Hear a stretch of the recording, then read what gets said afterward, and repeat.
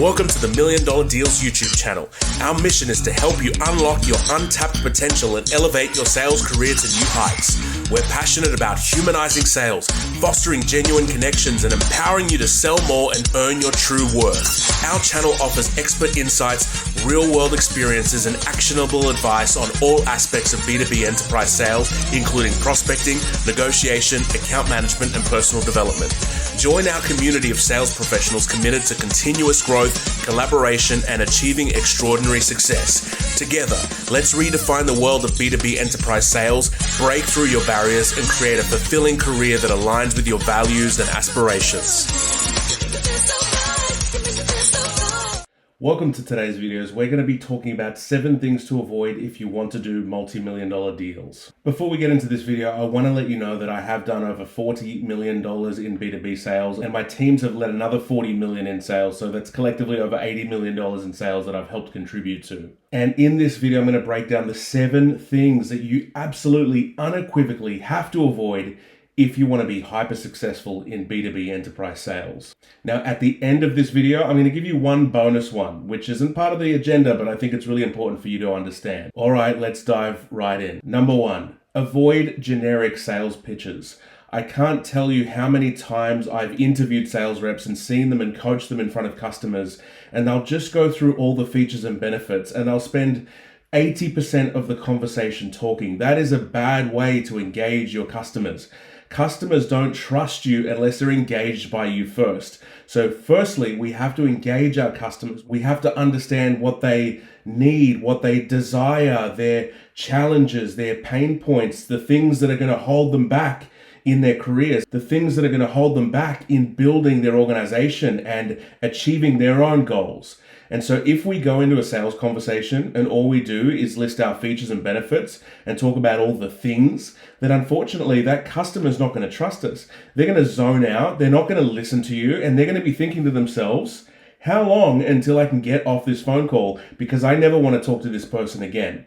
And so if you want to be effective in B2B enterprise sales, you need to engage your customers and ask really good questions. If you don't do this, this is what I call alligator sales. Big mouth, small ears. Number 2, avoid being the only contact point within the account.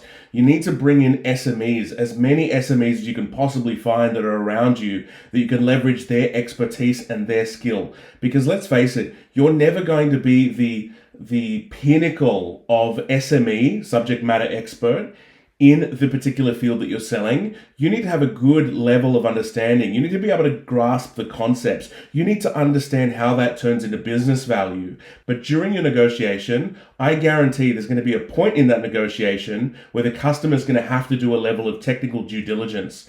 And so if you have an SME in the conversation that can answer those really difficult questions, then you will be able to accelerate your deals even faster. Number 3, avoid information overload. One of the best solutions engineers that I ever worked with, his name was Gobi. Props to you, Gobi, if you're watching this. He was a technical genius. The solution we were selling together was 50,000 levels deep. I mean, he could spend 6 months teaching the customer about all the features and benefits. He could do that 9 to 5, and the customer still would not understand the technical depth and breadth of this platform.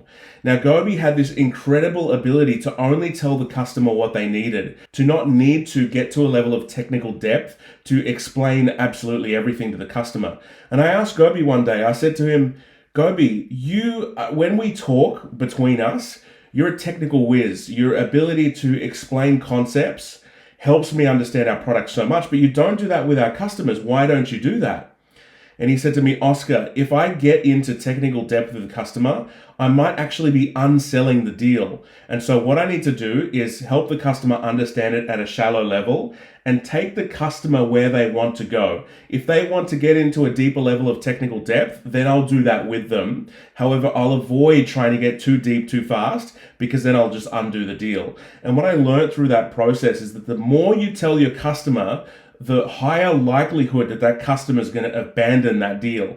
And so you need to have a good level of situational awareness to understand exactly how much technical depth you need to get into with your customer. Otherwise, you're going to undo the deal. Again, stay away from alligator sales. That's big mouth, small ears. Number 4, avoid outdated sales techniques. I can't tell you how many sales gurus I see. Part of the reason I do these videos is because they're just completely cheapening the profession of sales.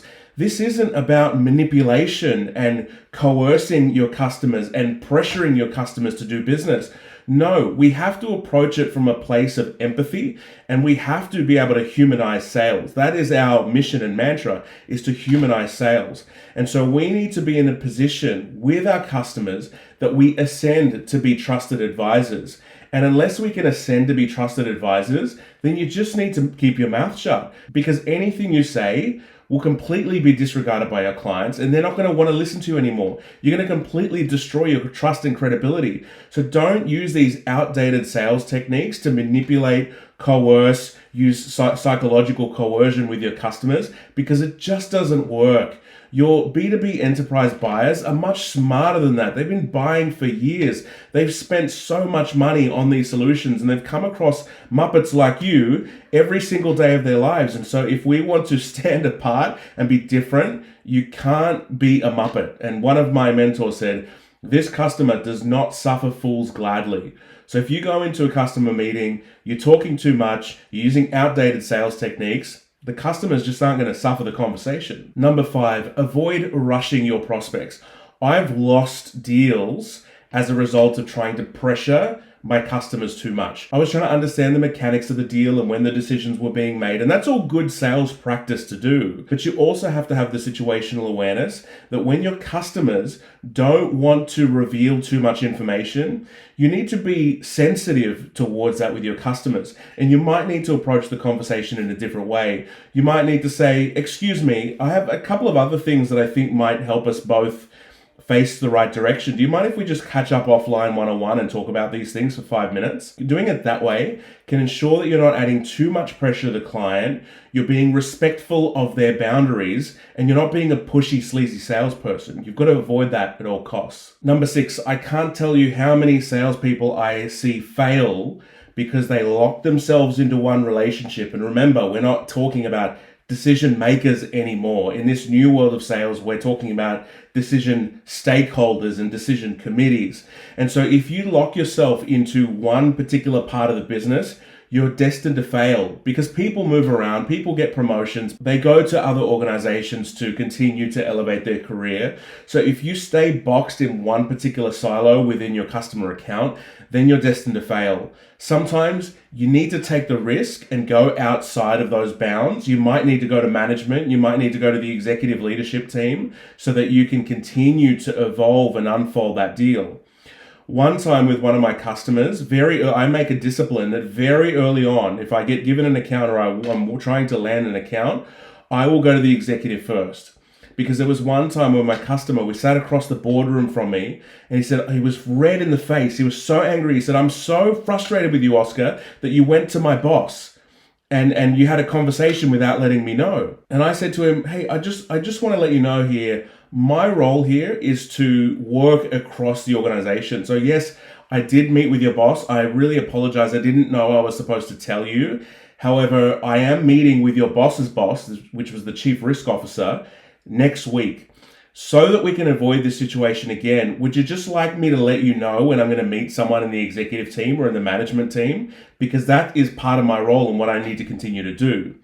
And he accepted this. I took him out for lunch. We had a nice lunch. We went to a beautiful Thai restaurant. We had some wines together, and we were able to break bread and move past that uncomfortable situation. But rewind a few weeks prior, and he was red in the face, angry with me for going around him and talking to other stakeholders. Now, if I hadn't have done that and hadn't faced him mano a mano, man to man, and showed him that I'm a sophisticated professional whose responsibility it is to make their lives easier and to get across more stakeholders in the organization, we wouldn't have done a multi-million-dollar deal with his decision stakeholders. Now, he, at the end of the day, wasn't even part of the deal. So if I was stuck in that one particular relationship, then forget about it. I would have never gotten a multi-million-dollar deal out of that account, but I did because I had the courage to go outside, get in front of the executives, and have business conversations. And number 7, avoid poor communication of value. What you need to understand is that I perceive value in a different way than you perceive value, and your customers perceive value in a different way than you might perceive value. And so not taking the time to understand your customers, their pain points, their fears, their frustrations, the things that keep them up at night, and don't ask that question, by the way. Failure to understand what your customer perceives as value means that you will not be able to deliver value as an organization. If you use the things from your standard marketing pitch deck or sales pitch deck, then unfortunately, you're not going to resonate with your clients. You need to understand them. You need to get to the point where you have like 100 slides that you could pitch, but then you only pitch 5 or 6 of them. Like, you need to get that good at distilling the information that your customers need to hear and only positioning that for your customers so that they can get interested, and then you can continue to go to the next step on the deal.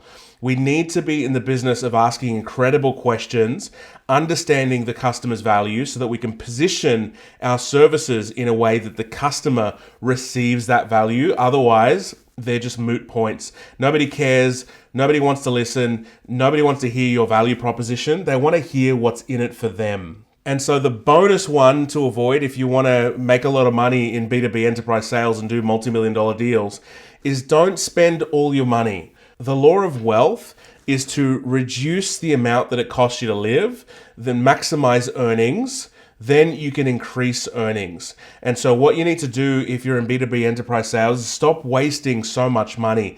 Invest in your future. Invest in assets that make you money. Invest in yourself so that you can continue to earn really good money and build longevity in a very difficult career in B2B enterprise sales. And if you do those things, I guarantee you'll be well on your path to multi-million-dollar deals. Now, just quickly to let you know, we do have a B2B enterprise sales certification, giving you the exact step-by-step framework you need to accelerate your multi-million-dollar deals and ascend your income and career to the next level. We also have a lot of free content, so I would appreciate if you like, share, and subscribe. That would be just so cool. And share this with your friends. Share this with people that are in the same trench as you, digging deep every day, trying to get those multi-million-dollar deals across the line. My name is Oscar Chavez, and I've enjoyed doing this video for you, and I can't wait to see you next time. See you on the next video.